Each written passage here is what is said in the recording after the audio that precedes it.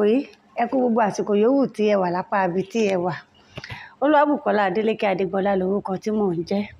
Láti bí ọjọ́ mélòó kan làwọn èèyàn ti ń béèrè lọ́wọ́ mi nípa Igba Iwa. Pàápàá jùlọ láti ìgbà tí a ti gbé fọ́nrán jáde nípa àwọn ìgbésẹ̀ Ipebi Aláàfin. Ṣé ẹ mọ̀ wípé ìdálù níṣèlú? Àmọ́ nínú àwọn ìwádìí tí a ti ṣe ní ilẹ̀ Ọ̀yọ́ àti àwọn ẹ̀ka ibòmíì, ọ̀kan lára nǹkan tí ó jẹ́ àṣà tí ó pa gbogbo àbí kí n sọ wípé ọ̀pọ̀lọpọ̀ àwọn ìlú papọ̀ nílẹ̀ kóòtù òjíire tá a wà yìí, òun ni Igba Iwa nínú ìgbésẹ̀ Ipebi ọba. Kí wá là ń pè ní Igba Iwa?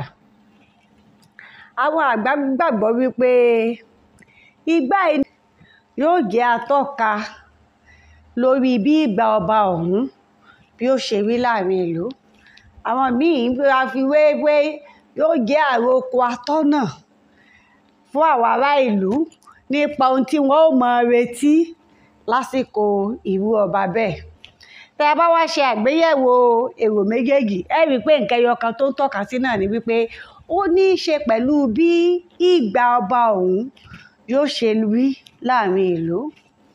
Oríṣi ohun mẹ́ta ni wọ́n fi máa wá pàrokò sínú igbá ìrùn ní wípé igbá mẹ́ta ni wọ́n máa gbé lẹ̀. Igbá àkọ́kọ́ á jẹ́ igbá ata, igbá ẹ̀kejì á jẹ́ igbá iyọ̀, nígbà tí igbá ẹlẹ́ẹ̀kẹta yóò jẹ́ igbá oyin. Igbá ata yìí gẹ́gẹ́ bí orúkọ rẹ̀, ẹ̀yin náà ti mọ̀ wípé bíntín báyìí làtà fi ṣọkọ ojú, bó ṣe lè wù káta ó mọ́, bó bá kan ojú báyìí abẹ̀wà ojú jẹ ni.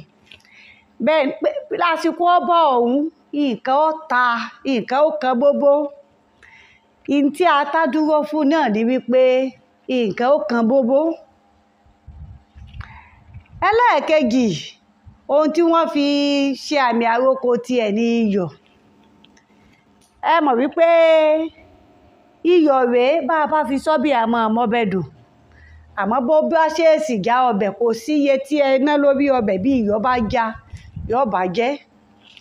Ohun tí eléyìí túmọ̀ sí gẹ́gẹ́ bí àṣegbọ́ ni wípé ó jẹ́ àsìkò ẹlẹgẹ́, ó lè dùn ó sì lè kan. Ó lè dùn ó sì lè kan. Ìyẹn ni pé bí wọ́n bá fi ọgbọ́n ṣe, yóò dùn gẹ́gẹ́ bí iyọ̀ tí ó bá ṣe rẹ́gí pẹ̀lú òṣùwọ̀n ọbẹ̀ ṣe máa dùn. Àmọ́ bí nǹkan ò bá bọ́ sí dáadáa, ó lè bàjẹ́ gẹ́gẹ́ bí àpọ̀jù iyọ̀ ó ṣe máa ba ọbẹ̀ jẹ́. Ohun ìpàrokò ẹlẹ́ẹ̀kẹta òun ni oyin. Eléyìí ni bẹ́ẹ̀ fọwọ́ tọ́ oyin lá, dídùn ni. Bẹ́ẹ̀ fi nǹkan lá, dídùn ni. Wọ́n ní àìfi oyin sẹ́nu báyìí ká rojú kókó. Adùn báyìí òun ni toyin ní gbogbo ìgbà. Ọba tí ó bá ti ṣígbá oyin, wọ́n ti mú wá ní ìgbà rẹ̀ ó dùn yùngbàyùngbà torí dídùn là á bá lé olóyin. Ẹ rí i pé lọ́pọ̀ ìgbà bí a bá ti gbọ́ wípé ọba ṣígbá kó ṣígbá oyin, àmọ́ àwọn èèyàn máa ń jó, wọ́n máa ń yọ̀. Torí ọba tó bá ṣígbá ata tàbí lèyí tó bá ṣígbá iyọ̀, ó gara rẹ̀ ò ní yá láwùjọ nígbà tí nǹkan lọ bó ṣe yẹ. Ní ṣókí, ohun tí Igba Iwa mẹ́tẹ̀ẹ̀ta tí wọ́n máa ń lò tó túmọ̀ sí ni wípé igbá ata dúró fún wípé àsìkò ọba ọ̀hún ó le. Igbá iyọ̀ dúró sí wípé ó lè le díẹ̀, ó tún dùn díẹ̀. Nígbà tí igbá oyin dúró fún wípé gbẹ̀dẹ̀gbẹ̀dẹ̀ ni ó dẹ gbogbo ìlú lọ́rùn. Mo lérò wípé mo ti dáhùn ìbéèrè yín báyìí. Olúwabùkọ́lá Adélékè Adégbọlá lorúkọ tí mò ń jẹ́. Ìkànnì ìṣẹ̀dálẹ̀ àbínibí wa náà lẹ́wà. Ẹ má gbàgbé láti máa darapọ̀ mọ́ wa ní gbogbo ìgbà. Ẹ ṣeun púpọ̀.